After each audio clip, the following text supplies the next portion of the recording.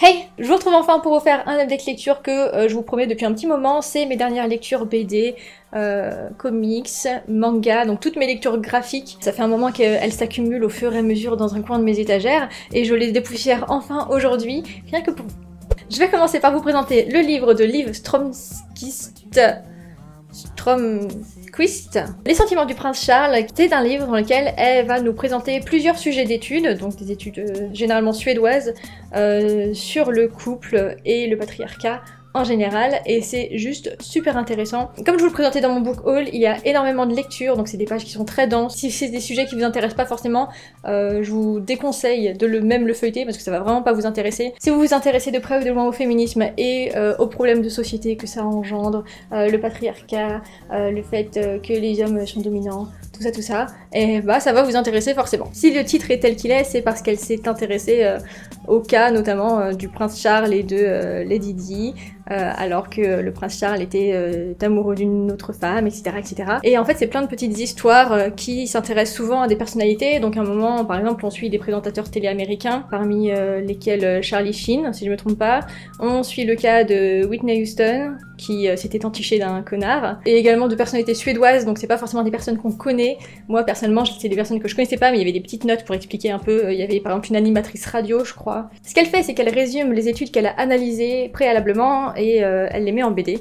Et c'est juste super intéressant. Je sais qu'elle a fait 3 ou 4 livres en tout et qu'elle continue à en faire.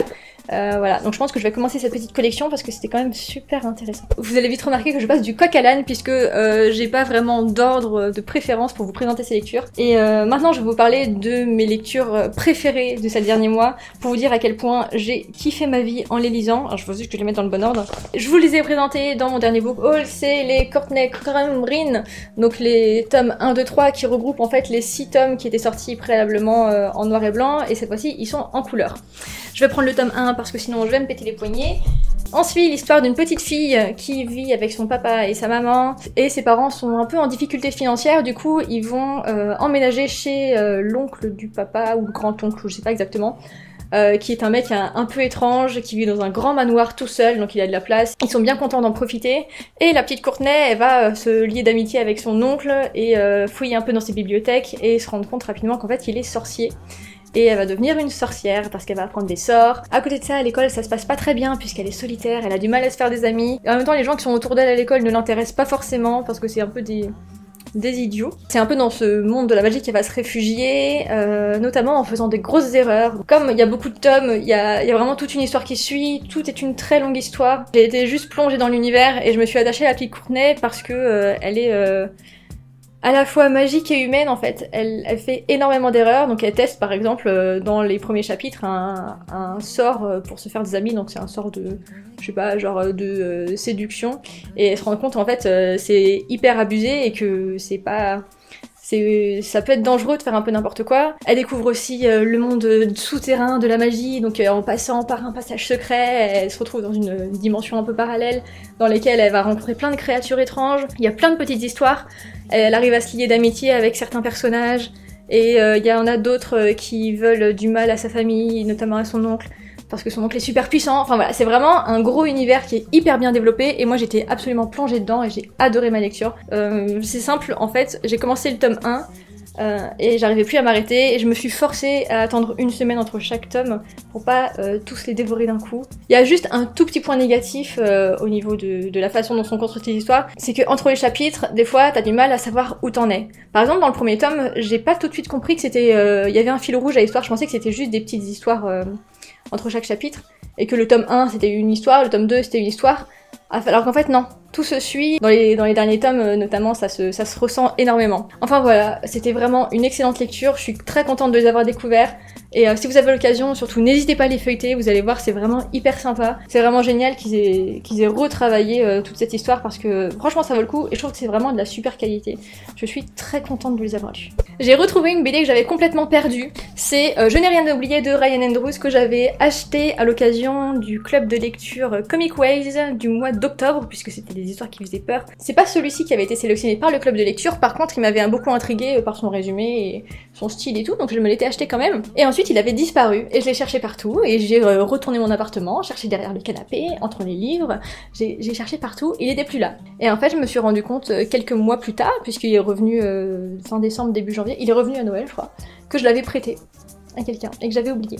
Donc voilà, il est revenu et je l'ai lu, donc au mois de décembre, hein, juste après Noël, beaucoup trop tard. C'est un format très court, donc c'est un comics qui se lit très vite, c'est, on va dire, des petites nouvelles, donc je sais pas si on dit des nouvelles quand il s'agit de BD. Il y a 4 histoires différentes, toutes plus étranges les unes que les autres, et je trouve que c'est surtout un livre qui permet d'apprécier l'art de l'auteur, sa manière de dessiner et son univers, plutôt que des histoires palpitantes où tu suis du début à la fin quelque chose qui te captive complètement. On va dire que c'est un livre très intriguant.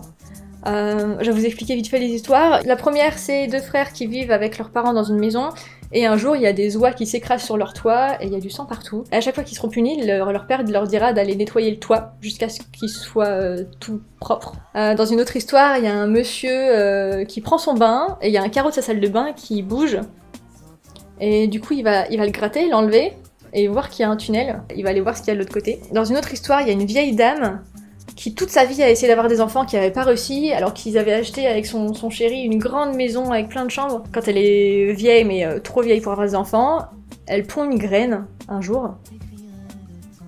Voilà.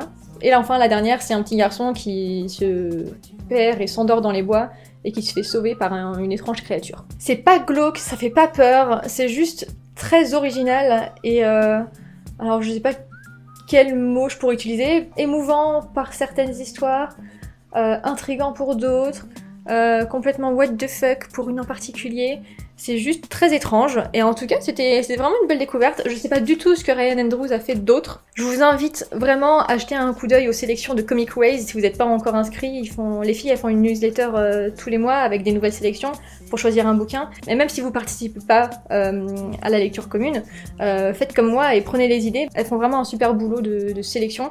Et moi je les admire beaucoup parce qu'elles connaissent plein de trucs, donc je suis super contente de découvrir toutes ces BD à chaque fois. Surtout que c'est des meufs qui pèsent en graphisme et qui s'y connaissent bien, donc on peut leur faire confiance. J'ai ensuite découvert les 3 premiers tomes de Black Clover de Yuki Tabata, c'est bien ça. Donc c'est un manga, il y a 10 tomes qui sont déjà sortis, et on va suivre l'histoire de ces 2 personnages, Yuno et Asta. Donc Asta c'est le petit blond, et Yuno c'est le grand brun mystérieux, qui ont tous les deux le même but dans la vie, c'est de devenir empereur mage de l'endroit dans lequel ils habitent. C'est un genre de monde avec plusieurs strates, et eux ils sont dans l'endroit le plus pauvre, donc le plus éloigné. Et dans ce monde-là, toute ta vie t'apprends à utiliser un peu de magie. Et à un certain moment, par magie, lors d'une cérémonie, on t'offre un grimoire, enfin c'est plutôt le grimoire qui vient à toi, et qui va te permettre d'utiliser des sorts et d'être super puissant. Donc par exemple, lui, là, le grand brun, il va pouvoir utiliser les forces du vent et faire des méga tornades, se déplacer. Il y en a d'autres, je sais pas, ça va être l'électricité, il y en a un, c'est genre les cristaux, et à chaque fois, du coup, t'as une spécialité différente.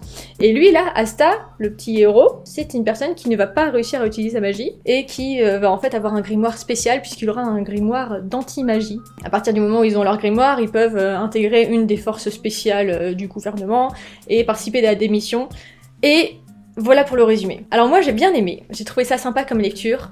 Mon gros point noir, c'est que c'était vraiment quasiment identique dans les 3 premiers tomes à Naruto. Naruto que j'ai lu il y a très longtemps, puisque j'ai commencé au collège. D'ailleurs j'ai toujours pas lu les derniers tomes, donc je ne sais toujours pas comment ça se termine, à part quand je me suis spoilée volontairement. Après c'est peut-être un choix de la part du mangaka de prendre des trucs qui reviennent régulièrement, enfin des schémas narratifs qu'on connaît, je sais pas, pour accrocher le personnage et pour voir où ça va, parce que à partir d'un moment ça commence à dévier quand même, mais vraiment au moins le premier tome c'est exactement pareil, c'est un petit loser qui sait pas faire grand chose, qui arrive à rien, qui est harcelé toute sa vie, qui a plus de parents, qui a un meilleur ami qui est hyper ténébreux et plus fort que lui, qui a pour but dans la vie de devenir empereur mage et qui le répète à peu près tous les 3 chapitres, comme Naruto veut devenir Hokage et lui veut devenir empereur mage. Mais bon voilà, après ça s'arrête là, c'est très dynamique, les dessins sont sympas, moi j'ai trouvé ça cool et j'aimerais bien savoir comment ça continue parce que j'ai bien aimé notamment les combats et quand ils partaient en mission, donc là aussi c'est aussi une redondance, un truc qui qui s'est déjà vu avec Naruto. Mais voilà, et voir comment ça se sépare de Naruto et comment ça continue. Parce que voilà, j'aimerais bien savoir, je me suis pas mal attachée au personnage. Donc oui, ça c'est un peu du déjà vu, c'est très redondant. Néanmoins, j'ai trouvé ça sympa et c'était plutôt une bonne lecture. Enfin, j'ai bien kiffé, j'ai passé peut-être 3 heures de suite à lire les 3 premiers tomes parce que j'étais accrochée et que je voulais pas quitter l'univers. Donc voilà, maintenant j'ai plus la suite, faut que j'aille me les procurer à l'occasion.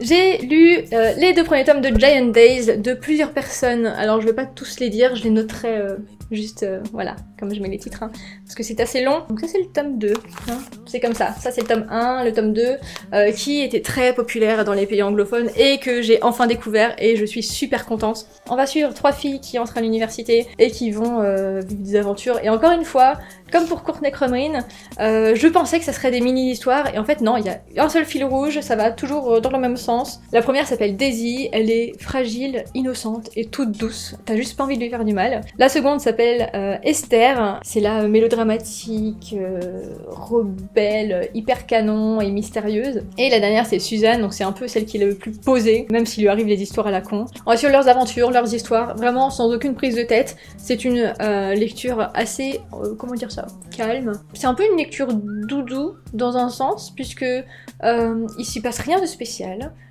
C'est très calme, il n'y a rien qui peut te trigger, c'est genre un truc qui peut te faire peur, qui peut te faire mal, qui peut te mettre mal à l'aise, ou par exemple si ça avait parlé de harcèlement, ça t'aurait mis mal, tu vois. Mais là non, c'est juste des sujets de société, mais mis dans un contexte d'université avec des étudiantes qui sont hyper posées, calmes, réfléchies et qui analysent vachement rapidement les situations. Elles font aussi des erreurs, elles font des bêtises, elles font des conneries, elles ont des secrets, et c'est juste des meufs normales en fait. Et c'est ça qui m'a plu, notamment Suzanne qui m'a énormément fait penser à une copine à moi. Donc c'était vraiment très marrant de voir ça. Et voilà, c'était une lecture doudou, il y a 2 tomes qui sont sortis. Il y a juste un truc qui était rigolo, c'est qu'à partir d'un moment, il a juste passé quelque chose dans les publications parce qu'il y a eu un changement de style assez radical, puisque au début on a des gros traits un peu caricaturaux, enfin pas vraiment caricaturaux, mais c'est des gros traits, et puis on passe à un moment, au chapitre 7 du tome 2, à un truc hyper fin. Je sais pas si c'est juste les dessinateurs qui ont changé de stylo, ou qui ont juste décidé de changer ça, mais après j'imagine que c'était en fonction des publications des comics, et que nous, du coup, on a juste les compilations, et que ça se passe comme ça. C'est tout. Et enfin, je vais parler très rapidement du dernier, puisqu'il s'agit de l'intégrale tome 1 de Kingdom Hearts de Shiro Amano. Donc c'est uniquement pour les fans de Kingdom Hearts. Les autres, franchement, si vous avez jamais joué aux jeux vidéo, je ne sais pas ce que vous allez pouvoir faire de ce manga. Je vous recommande de ne pas le lire, parce que vous allez rien comprendre, ça n'a aucun sens. En fait, ça c'est le résumé du premier jeu vidéo qui était sorti sur PlayStation 2 à l'époque, et auquel j'ai joué et j'ai passé énormément de temps lors de mon adolescence et de ma préadolescence, parce que j'étais bien jeune quand je l'ai eu. On a toutes les cinématiques et les passages importants du jeu. On suit toute l'histoire, et ce qui m'intéresse vraiment, donc moi je suis une grosse fan de ce jeu, j'ai joué au 1 et au 2 de manière abusée, j'ai joué à celui sur Game Boy Advance et sur Nintendo 3DS, et moi ce qui m'intéressait c'est que dans le 1, j'ai jamais terminé le jeu, puisque j'étais bloquée à Ursula. Je l'ai débloqué l'année dernière, mais je n'ai jamais avancé plus qu'après Ursula. Donc je ne savais pas comment ça se terminait. J'avais vu la cinématique de fin, mais l'entre-deux, je l'avais pas. Du coup, j'ai pu suivre l'histoire. En tant que fan, du coup, je vais continuer à me les procurer parce qu'ils sont beaux, même si le style suit pas du tout le style du jeu vidéo, c'est beaucoup plus cartoony, beaucoup moins sérieux, on va dire. C'est pas exceptionnel, des fois c'est mal découpé, c'est pas ouf du tout, mais bah voilà. Le problème c'est que je suis fan, alors du coup je continue la collection. Par contre, si vous avez l'occasion de découvrir le premier jeu vidéo sur PlayStation 2, je vous y encourage fortement. C'est tout pour moi, j'espère que cette vidéo vous aura plu. Je vais vous parler d'énormément de choses différentes, donc j'espère que ça va aller pour vous. Là maintenant je suis out en termes de BD, il m'en reste une que j'ai pas encore lue je crois, et après j'ai plus rien à lire. Donc si vous avez des mangas, des comics, des BD à me conseiller, n'hésitez pas à me le dire, parce que j'aime bien, vous savez bien, me faire des wishlists, et à l'occasion me prendre plein de BD d'un coup, pour tout lire les uns une à la suite des autres. Comme je l'ai fait. Un petit marathon quoi. Je vous dis à la prochaine, bye! Tu m'enverras mon CD